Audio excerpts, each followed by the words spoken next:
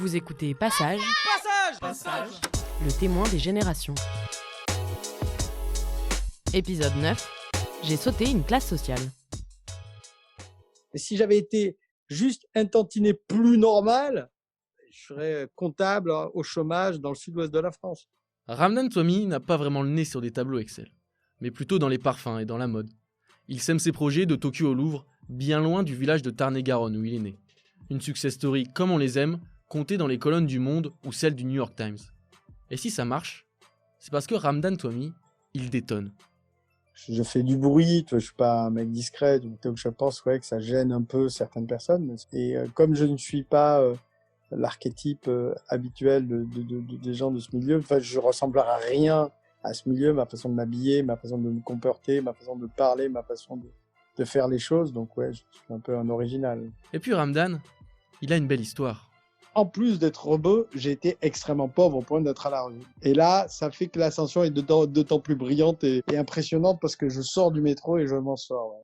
En fait, Ramdan Toumi a tordu le cou au solide déterminisme social. Des parents d'origine marocaine, son père travaille comme ouvrier agricole, sa mère est femme de ménage. Aujourd'hui, il habite dans le très chic 7e arrondissement parisien, marié à une aristocrate. Il n'en fallait pas plus pour qu'on lui colle une nouvelle étiquette, celle du transfuge de classe.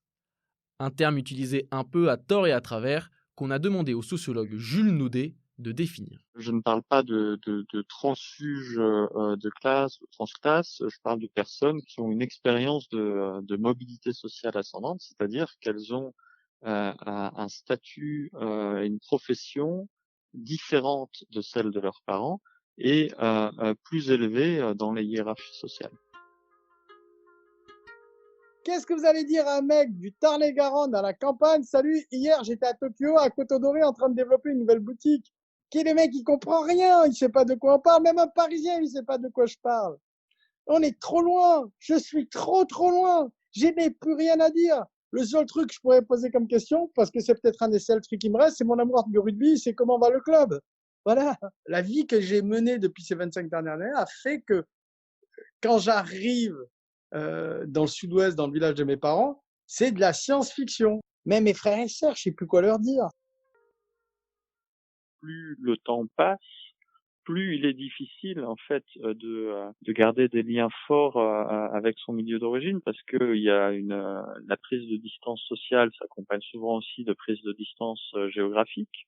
On ne vit plus dans les mêmes endroits, on ne travaille plus dans les mêmes endroits. Donc la famille d'origine, les amis du milieu d'origine, etc. sont de plus en plus éloignés de notre quotidien. Et par ailleurs, cette prise de distance sociale et géographique s'accompagne inexorablement d'une distension des liens.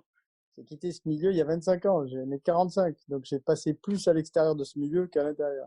Donc non, c'est les autres qui vous ramènent à votre pauvreté ou à votre classe sociale. Moi, aujourd'hui, c'est pas un sujet. Il n'y a pas de revanche, il n'y a pas de truc, je m'en fous. Ça me casse la tête quand on me pose la question sur d'où tu viens, t'es avec une noble, nanana, nanana, le Newell et la noble, la super histoire géniale, on va la marketer. Mais j'en ai rien à tabasser de ça, mon ami, moi. Moi, je veux qu'on parle de mon travail, qu'on m'explique pourquoi cette vitrine est faite comme ça, pourquoi ce comptoir est comme ça. Et non, les gens s'attardent sur des trucs qui m'emmerdent. On bloque sur ce truc-là.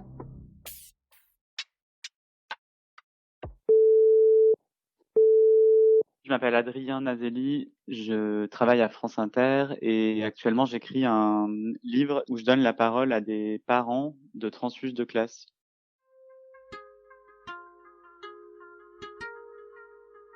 Dans ma dernière expérience au journal Le Monde, j'ai vu que dès que j'écrivais un article où je donnais la parole à des transfuges de classe, pour la partie campus du journal Le Monde, c'était un vrai succès, notamment celui d'un garçon qui s'appelle Abdelila Laloui, dont j'ai écrit le témoignage à la première personne.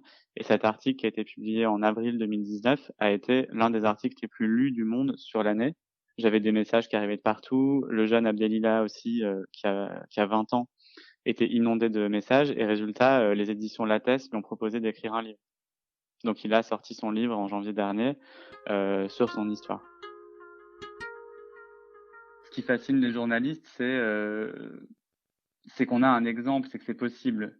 Un journal comme Le Monde, qui a une partie qui s'appelle Campus, n'a aucune raison d'exister si à l'intérieur il n'y a pas des exemples qu'on peut y arriver, c'est-à-dire faire des études supérieures, puisque Campus ne parle que des études supérieures, en venant d'un milieu défavorisé.